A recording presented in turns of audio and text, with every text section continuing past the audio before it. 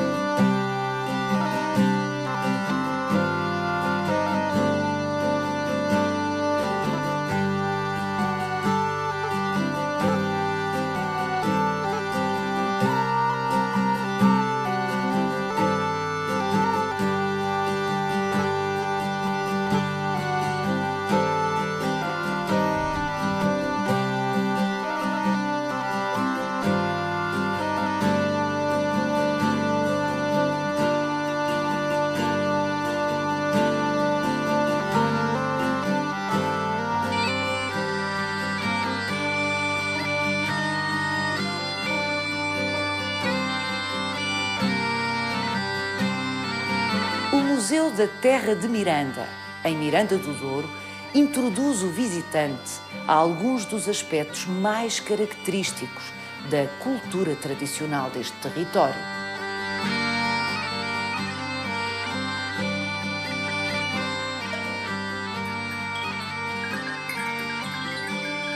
Não é fácil comunicar num museu a identidade de um povo.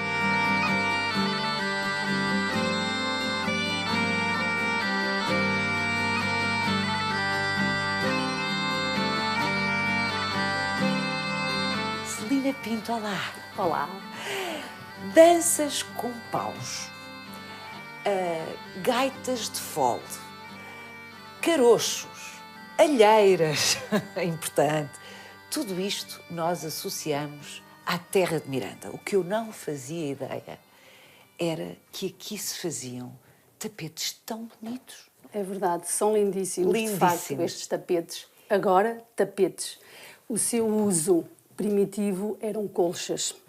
Para as camas. Para as camas. Temos aqui representadas as 3 técnicas desta região. A colcha de veludo chama-se colcha de veludo porque toda a sua superfície, toda a tela é preenchida com lã. São todas elas lã, mas esta é toda a superfície preenchida. Temos depois a técnica de borboto. Esse é o meu favorito, devo dizer, é uma coisa. Ainda por cima é leve. Bem, isto não se deve fazer, não é? Estamos num museu, não se deve mexer, mas é que é para se perceber bem, temos que... E a geometria que ela tem, a cor... É extraordinário. É uma peça, de facto, belíssima. Portanto, temos a borboto e temos depois as de canastra. Estas são as 3 técnicas das colchas mirandesas. Hoje, aquilo que eram colchas foram adaptadas para novos usos e, portanto, são utilizadas como tapetes. Ou até podem ser panos de armário. Podem ser utilizados como uma tapeçaria. É rara a casa ainda que hoje em dia, na Terra de Miranda, não tenha uma colcha destas. Ou que herdou da mãe, ou que herdou da avó, ou que herdou da sogra. Havia muitos rebanhos na Terra de Miranda e era um gosto da mulher mirandesa ter uma colcha destas em casa. Devo dizer que havia até uma certa rivalidade entre elas para ver quem é que tinha o modelo mais original. Boa! Portanto, não era uma lógica de cópia e de repetição. Não, era uma lógica de criação. De criação. Modelo original e cor original. Fazia parte do Bragal, da noiva e de todas as moças solteiras. Hoje ainda se tecem colchas? Ainda se tecem tapetes. Portanto, com o novo uso, ainda se tecem. Ainda há quem teça. Mas desde a década de 70, esta prática doméstica foi caindo em desuso, por vários fatores. Claro. Nomeadamente a introdução de novos produtos no mercado. Claro. As colchas de lã foram substituídas por colchas de algodão. E em vez de serem artesanais, são industriais. São industriais. E depois é preciso perceber que este processo de fabrico da colcha tem associado um processo muito longo e trabalhoso. E rebanhos? Muitos rebanhos. E muitos rebanhos, obviamente, que também diminuíram imenso. A prática do pastoreio ainda existe na Terra de Miranda, mas em muito menor número. E todo este conhecimento associado, que é passado de geração em geração, sofreu uma quebra. Uma das funções do museu é passar o testemunho. Ou os objetos que testemunham essas práticas, não é? Mas, Celina, este tiar magnífico não era, obviamente, um tiar doméstico. Este tiar era utilizado para confeccionar o tecido para fazer as capas de honras, também muito conhecidas nesta região.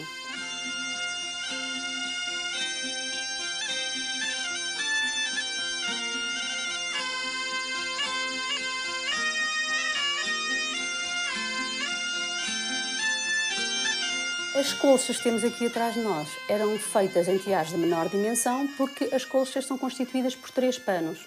E depois Cozidos. são cozidos. A mulher mirandesa era uma mulher, como todas as outras, mas também há que dizê-lo sobre a mulher mirandesa, de grande trabalho. Era uma mulher com grande gosto, grande noção de estética, e esta prática de aproveitamento da lã revela muito do que era a sua importância no contexto doméstico e na economia doméstica. Tem aqui uma demonstração fantástica. O branco, o castanho, são cores das ovelhas de raça churra galega mirandesa. A sério? Isto não tem tinta de espécie nenhuma, nem pigmento são natural? Cores naturais. Quando se produziam mais tapetes e se tecia mais, havia esta oportunidade de seleção, de fazer a seleção da lã. Neste momento, como se direciona mais para o consumo da carne, não se faz tanto esta seleção. Deixou de se cuidar a criação de ovelhas desta cor, é isso? Exatamente. Houve alturas em que havia rebanhos praticamente só castanhos, porque se utilizava mais o castanho para a produção de capas de honras. O burel produzia as saias, as capas e as mantilhas, que eram as peças utilizadas nesta região. Então aí dominavam as ovelhas de cor castanha. Depois veio o branco por causa das colchas para fazer o tingimento. Então estas cores aqui em cima são feitas são a partir do branco com produtos naturais. O amarelo, por exemplo, casca de cebola. O verde, a casca de amêndoa.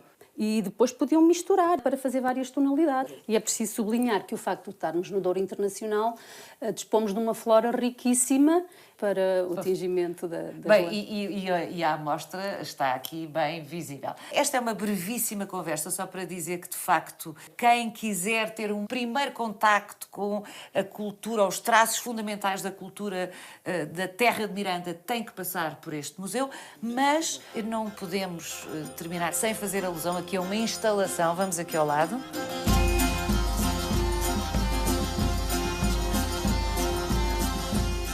Isto é uma beleza, as cores, as formas.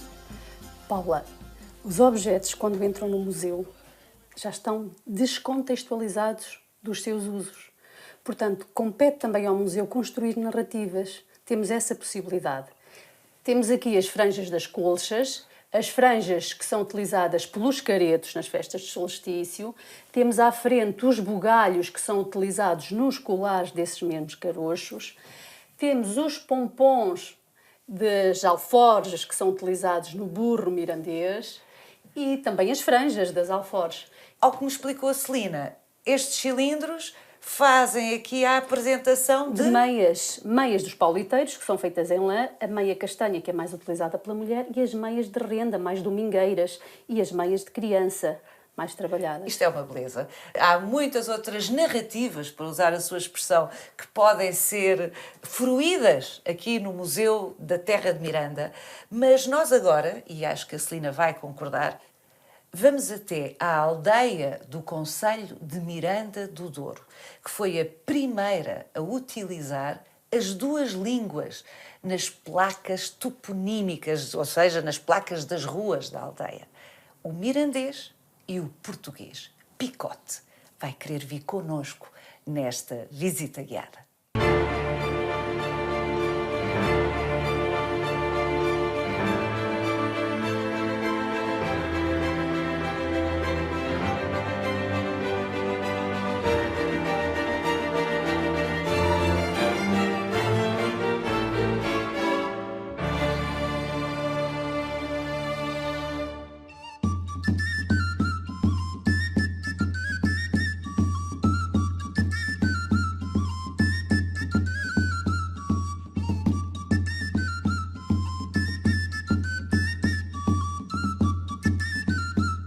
Picote.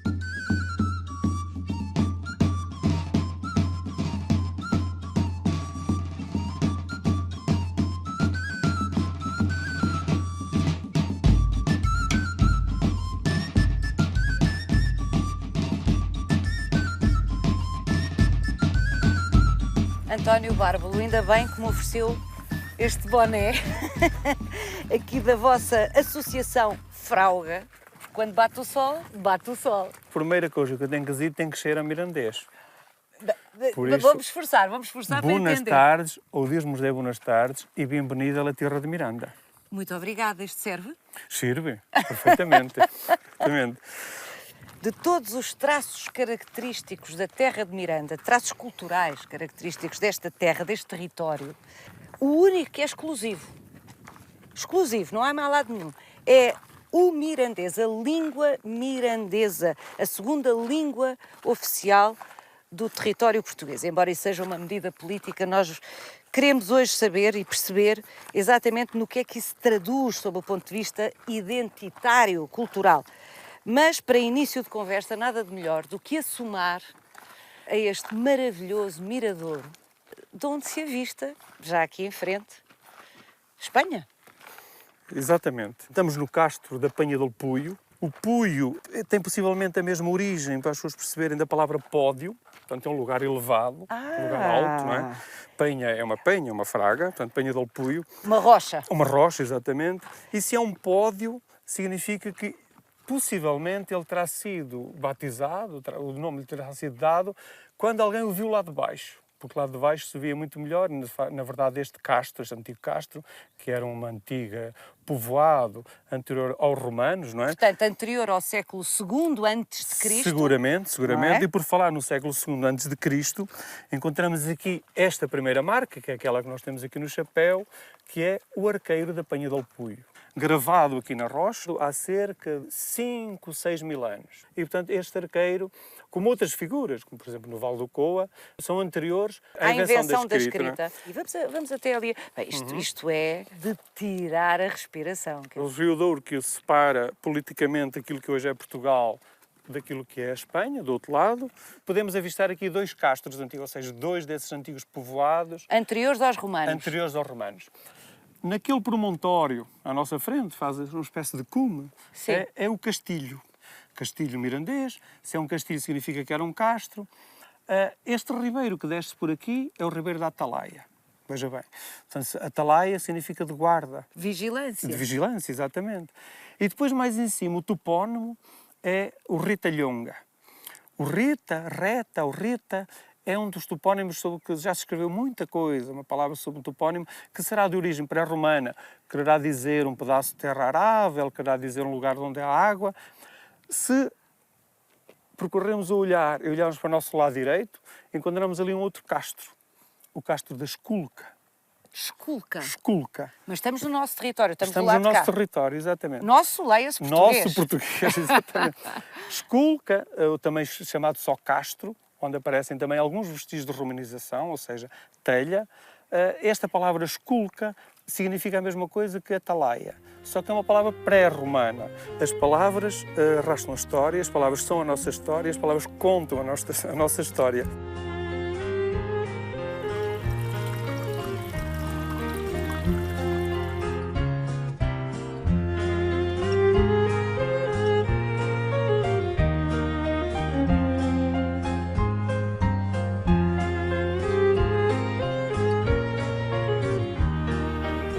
Este miradouro é espantoso.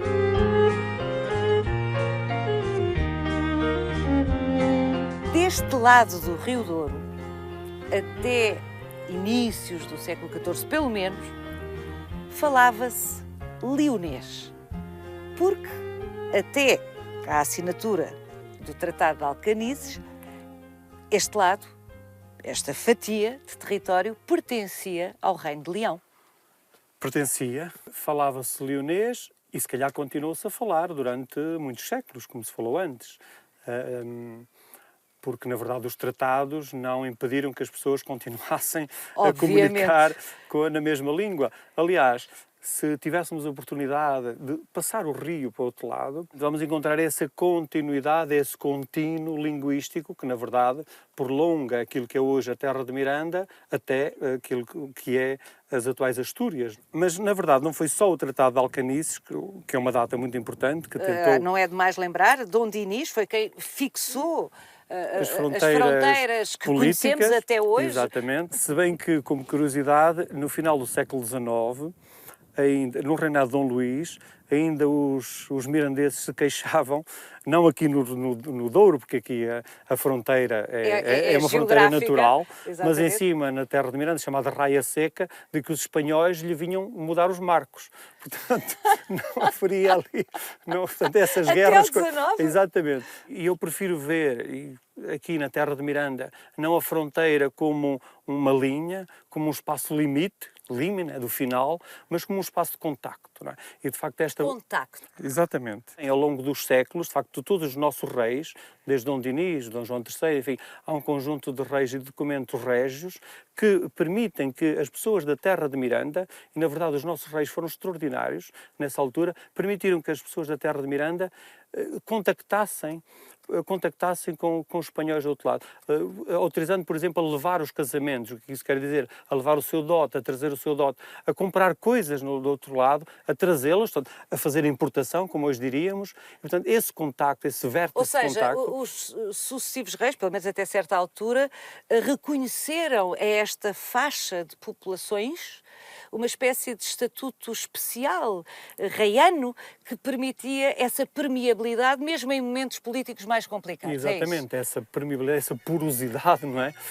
Entre o espaço daquilo que passou a ser politicamente português e daquilo que passou a ser politicamente castelhano.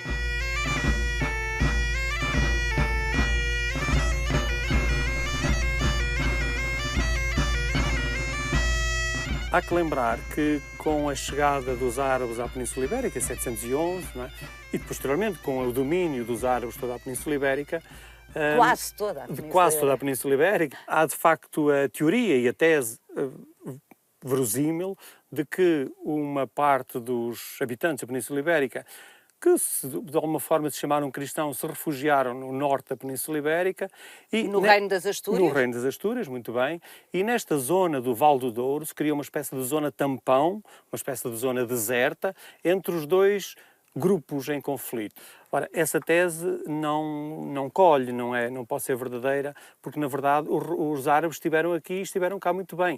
Aliás, nós podemos aproveitar justamente aqui o Mirador da Fraga do Puio e olhar estas oliveiras seculares. O cultivo do azeite é um cultivo mediterrâneo, é verdade, terá sido trazido ou pelo menos implementado ou incrementado pelos romanos, mas quem o melhorou substancialmente foram os árabes, que deixaram justamente no vocabulário, que ainda temos em mirandês, esse vestígio. Por exemplo, a palavra azeituna, que em árabe é azeitona. Zeituna. Ou a oliveira brava, que em mirandês se diz zambunho. E que é rigorosamente, eu não me atrevo a pronunciar árabe, mas desafio a quem souber árabe, zambunho é a palavra para oliveira brava. Portanto, quem diz que a norte do Douro não passaram os mouros, está equivocado. Está seguramente. Bom, eles terão chegado até Poitiers, como se sabe, mas uma questão é de chegar, outra coisa é de domínio. Mas eles estiveram aqui e possivelmente de uma forma bastante pacífica. Pacífica, claro. Porque, na verdade... misturando-se com as populações que já cá estavam. Exatamente. Esta ideia de que, com a chegada de um povo, o que lá estava de banda, é uma ideia infantil, naif. Na esmagadora maioria dos casos, o que acontece é uma mistura de gentes, não é? É um pouco verdade. Se bem que, e nós temos outra vez, vamos puxar um pouco a brasa, a nossa sardinha, temos sempre o fio da língua, das palavras, para nos mostrar justamente os povos que por aqui passaram. E, na verdade, ao fazermos esse levantamento, já só das palavras, lexical, vamos justamente buscando esse fio de Ariane que nos permite reconstituir, reconhecer a nossa história através desses povos passados que nos deixaram, obviamente, não foi as palavras que nos deixaram, foi a sua cultura, a sua forma de ser, a sua forma de pensar. Quando se diz terra de Miranda, e eu sublinho, terra de Miranda, nós já estivemos no Museu da Terra de Miranda, em Miranda do Douro, é singular. E esta expressão é muito curiosa, António. É verdade. A Terra de Miranda, como sabe, era uma antiga divisão administrativa leonesa. A Terra de Miranda iria, na Idade Média, desde aquilo que é hoje, mais ou menos, no concelho de Freixo Espada à Cinta, até Outeiro, que é hoje no concelho de Bragança. Portanto, englobaria 3 ou 4 concelhos: Freixo Espada à Cinta, Mogadouro, Miranda, Vimioso, ou parte de Vimioso, e ainda o concelho de Bragança. Não todo, parte. Não todo, não todo, O que com é muito certeza. engraçado porque significa que a expressão Terra de Miranda se sobrepõe de alguma forma como unidade identitária ou cultural à divisão administrativa da República Portuguesa. É mais uma curiosidade. Na chamada Lei do Mirandês, que é uma lei da Assembleia da República, votada e reconhecida por unanimidade, reconhece o mirandês como a língua da terra de Miranda, né? E não a língua do Concelho de Miranda. Aliás, quando no século XIX José Leite Vasconcelos descobriu e identificou este falar diferente, chamou-lhe mirandês. Mas com isso ele não queria dizer que era a língua de Miranda. Queria dizer De Miranda do Douro. De Miranda do Douro, exatamente. Quis dizer que era a língua da terra de Miranda. Da tal circunscrição definida pelo Reino de Leão. Exatamente. ¿Dónde vas, Adelaida?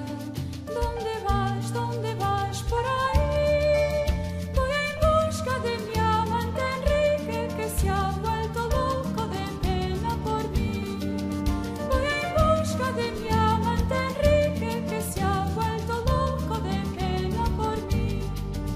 Es la una y Enrique no viene, son las dos y Enrique no está. Yo no siento que Enrique me deje teniendo la ropa para nos casar. Yo no siento que Enrique me deje teniendo la ropa para nos casar.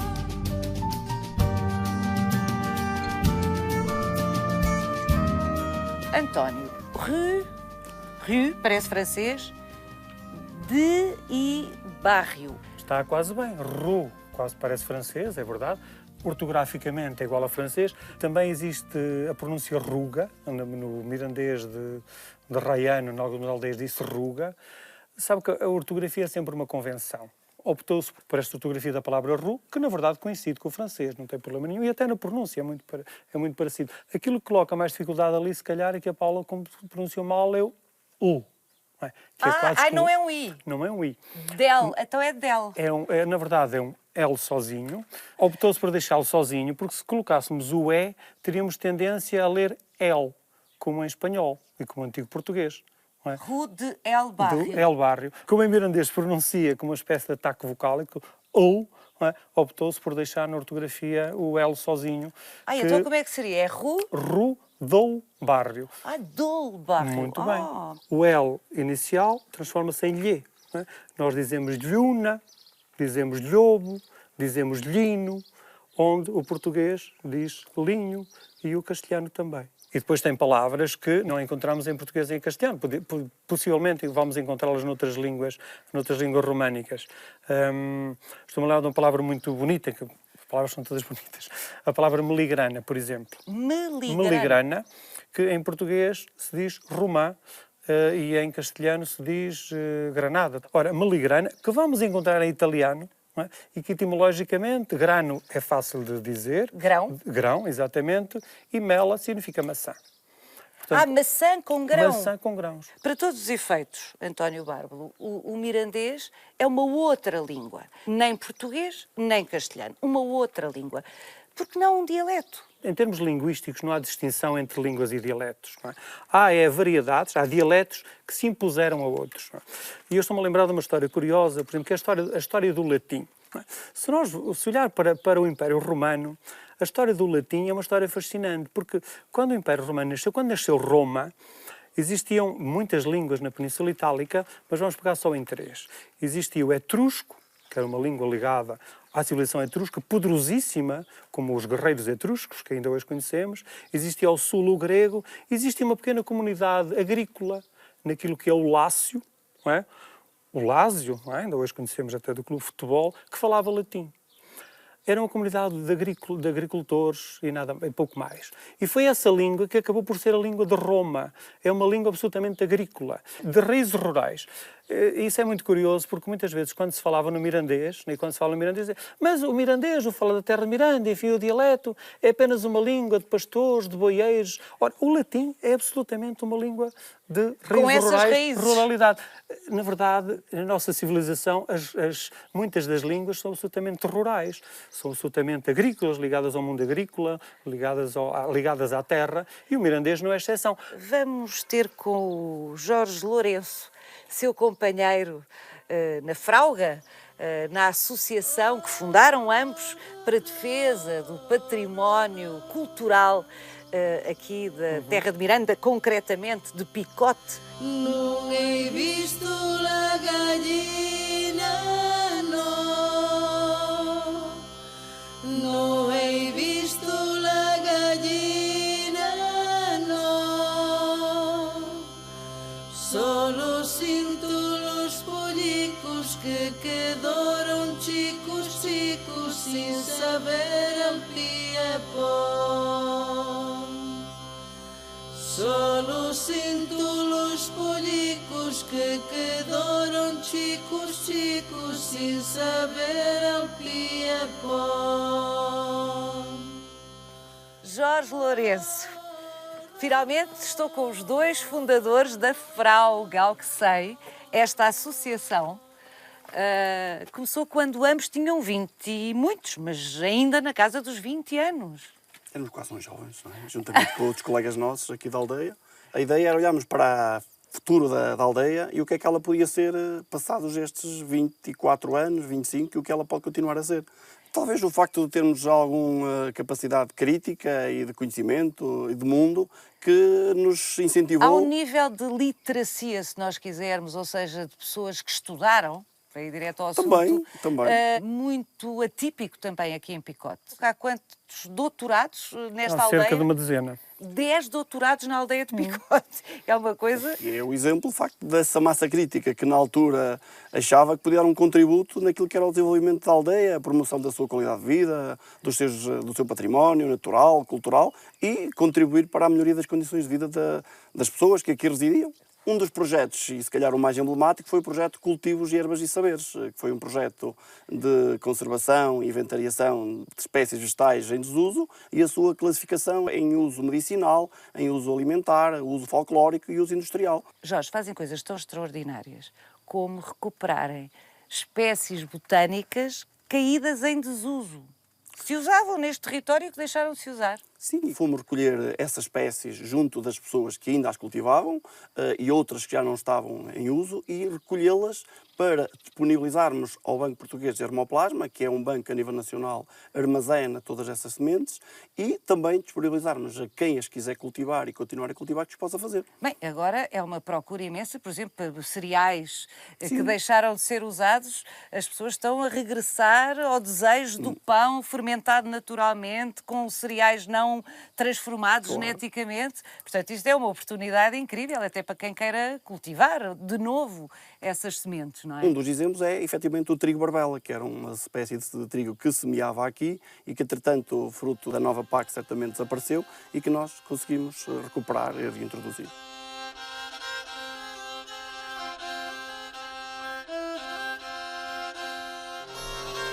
Sempre que possível, e as mais das vezes, associamos aos nossos projetos a investigação científica, nomeadamente ao nível da academia, das universidades da Zona Norte, do Instituto Politécnico de Bragança, da Universidade do Porto, da Universidade de Trás-os-Montes de Alto, da Universidade do Minho, que todos, de uma forma ou de outra, em função da área que estamos a trabalhar, na linguística, na cultura, na etnobotânica, ou na antropologia, na arqueologia, associamos cada uma das instituições aos projetos que vamos desenvolvendo. É preciso dizer que é ao Jorge Lourenço que devemos o maravilhoso Miradouro, onde estivemos no início desta conversa com o António, na qualidade de presidente da Junta de Freguesia de Picote. Era ótimo que isto acontecesse mais vezes em Portugal.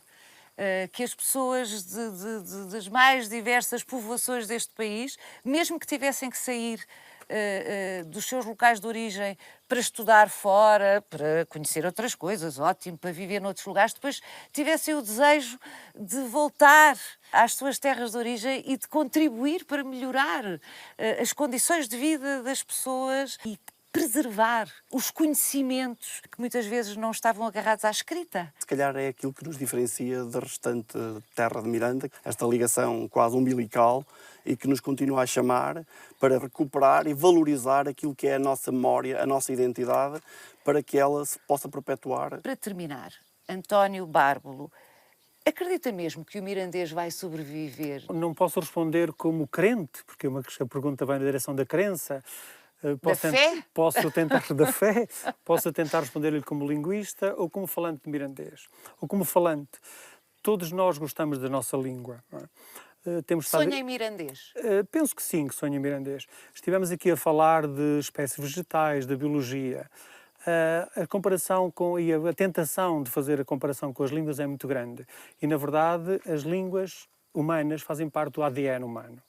Portanto, das 5 ou 6 mil línguas faladas à face da Terra, o mirandês é mais uma delas. Faz parte do nosso genoma linguístico, faz parte do meu genoma linguístico. Hoje em dia, a maior parte dos linguistas sabe que todas as línguas são iguais. Todas as línguas têm as mesmas características, digamos que a mesma capacidade para expressar o mundo. E, portanto, cada vez que nós perdemos um desses elos, desse ADN linguístico, somos nós que ficamos mais pobres, tal como na biologia se fica mais pobre cada vez que uma espécie desaparece. Não tenho uma dúvida sobre isso, António, mas a minha pergunta não era essa. A minha pergunta é, os mais velhos falam mirandês. Os senhores aprenderam mirandês quando eram crianças, espontaneamente, sem ser na escola. Aprenderam com as vossas famílias, com os vossos amigos, com os mais velhos. Quando essa geração das pessoas que vos ensinou desaparecer? Antes da minha filha nascer, eu cantava-lhe uma cantiga ainda ela no ventre da mãe, uma cantiga de embalar. Quando ela nasceu, eu cantava-lhe essa mesma cantiga para ela adormecer. Hoje ela tem 11 anos e de vez em quando ela canta essa mesma cantiga. Espontaneamente? Espontaneamente. Portanto, tentamos fazer o nosso papel de continuidade. Depois as línguas são transformação. Se as línguas forem transformando e deixando a sua herança, isso é genial. Esos 3 meses serán 3 años, Manolo mío, lévame a mí.